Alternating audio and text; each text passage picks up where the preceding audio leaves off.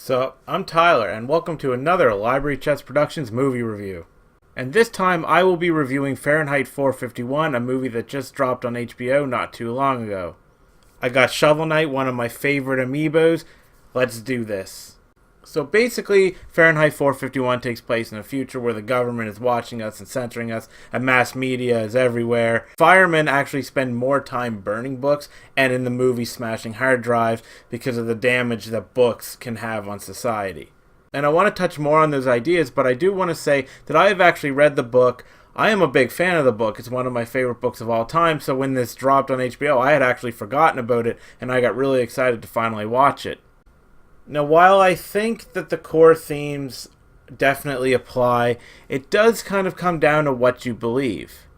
Some people believe that social media and all that is helping kill our interactions, bring about the death of original thought, and some people think the opposite and think that it's actually a great thing and has made us more connected and whatnot. And the 9 in this movie incorporates social media elements, like thumbs up on the walls that people watch.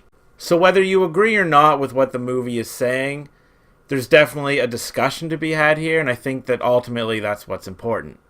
And now with all the heavy stuff out of the way, we can talk a little bit about whether the movie's actually good or not. And I'm not really one of those guys that goes into a movie having read a book and think, oh, they changed this and they changed that. Mostly because I actually forget a lot about what I read because my memory's terrible, but also because I just want to see how the movie adapts. And as long as they hit central or general themes and a couple characters and do something interesting with the source material, then I'm okay with it. And so with that said, I think that the movie is fine. I don't know if I'd say good or great. It was decent. It was entertaining. I think that there are some things that were in the book that they should have actually tried to bring into the movie, like him having a wife or the Hound. And I'm not saying everything had to go exactly like it did in the book, but you could have put those in. I just think that it was a bad thing to not include them. And it isn't like this book is a massive text, so you could actually include quite a bit of it in there.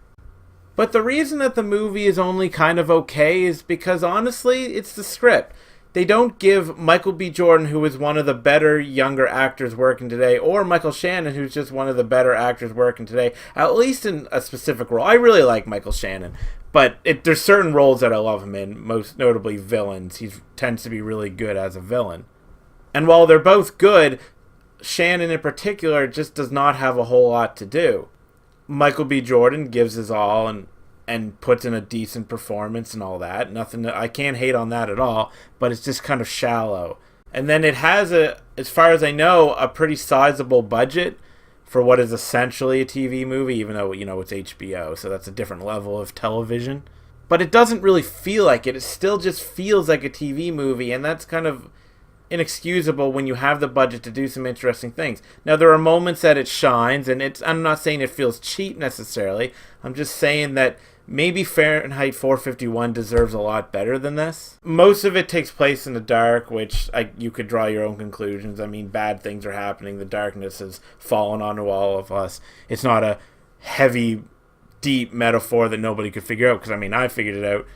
And then the movie doesn't really have a whole lot of light. There's only a few scenes that there's actually light outside, and there's light when someone's sitting there and they're writing or something. Then there's light behind them sometimes to kind of symbolize the light of reading and writing. So that's a decent touch. But when it comes down to it, you asked me for a rating because that's why you're here, I hope, unless it's to see my amiibos.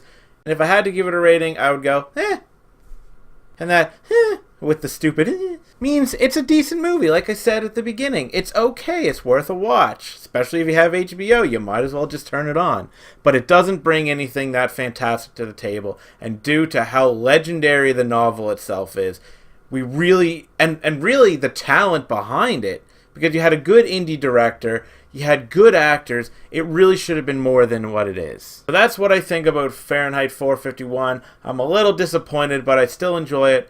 But let's kick it to Castle, the best bunny critic in the biz. See ya. Hello. Hi. Hello. Yeah, he's napping. He's had a rough day, so he's just kicking it, legs out, really comfortable. I don't even think he watched the movie, to be honest.